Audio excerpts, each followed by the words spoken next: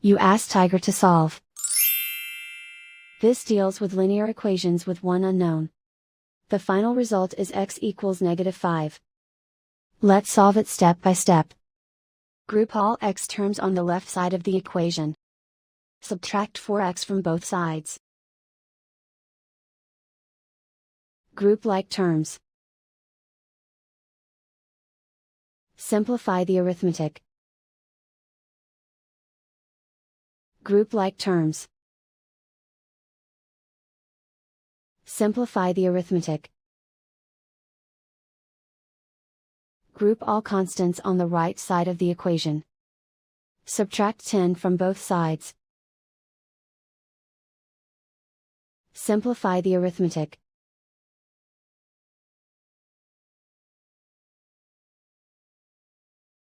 Isolate the x.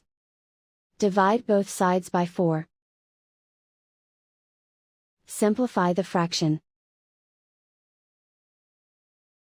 Find the greatest common factor of the numerator and denominator. Factor out and cancel the greatest common factor. And so the final result is x equals -5.